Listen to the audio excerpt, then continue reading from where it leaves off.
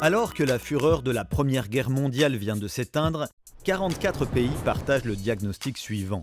Une paix universelle et durable ne peut être fondée que sur la base de la justice sociale. Le 28 juin 1919, dans un texte intégré au traité de Versailles, ces 44 pays créent l'Organisation internationale du travail. Au cœur de cette organisation qui rassemble à égalité travailleurs, employeurs et gouvernements, l'affirmation que des conditions de travail injustes et indignes sont les ferments des pires déflagrations. Léon Jouot, alors secrétaire général de la CGT et futur fondateur de FO, fera autorité comme représentant des travailleurs et recevra le prix Nobel de la paix en 1951. En 1919, la première convention de l'OIT limite la durée du travail à 8 heures par jour et 48 heures par semaine, reprenant ainsi la première des revendications internationales des travailleurs.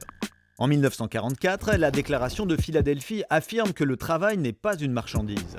En 1946, l'OIT devient une institution de l'ONU, la seule à ce jour organisée de façon tripartite.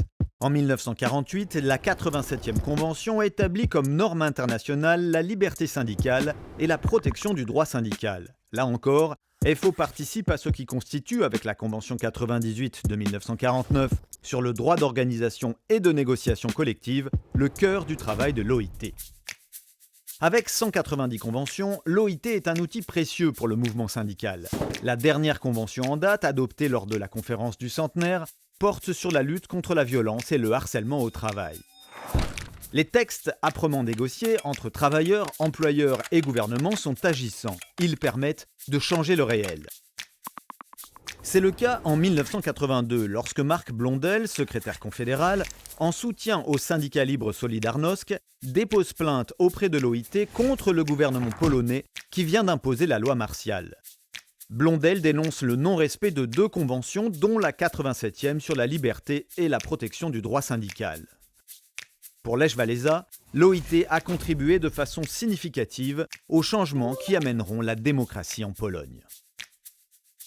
En s'appuyant sur la Convention 158 sur le licenciement, FO a obtenu l'annulation du contrat nouvelle embauche en 2007.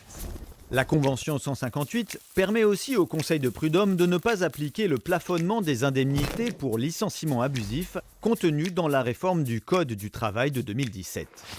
En 2014, FO mène au nom des travailleurs la négociation d'un protocole à la Convention 29 interdisant le travail forcé, imposant aux États de mettre en place des plans d'action pour éradiquer le travail forcé, le prévenir et apporter réparation aux victimes. À l'occasion de son centenaire, l'OIT a ouvert un nouveau chantier en publiant un rapport intitulé « Travailler pour bâtir un avenir meilleur ». L'OIT se penche ainsi sur l'avenir du travail, à l'heure de la numérisation, de l'égalité femmes-hommes et de la transition écologique, afin que l'économie soit, comme le défend FO, mise au service du progrès social, à l'inverse de la logique libérale du dumping social. Face à la mondialisation, au néolibéralisme et à la financiarisation de l'économie, l'OIT reste un outil précieux. 100 ans après sa fondation, les premiers mots de son préambule sont d'une criante actualité. Une paix universelle et durable ne peut être fondée que sur la justice sociale. Hier, aujourd'hui et demain, FO prend toute sa place à l'OIT.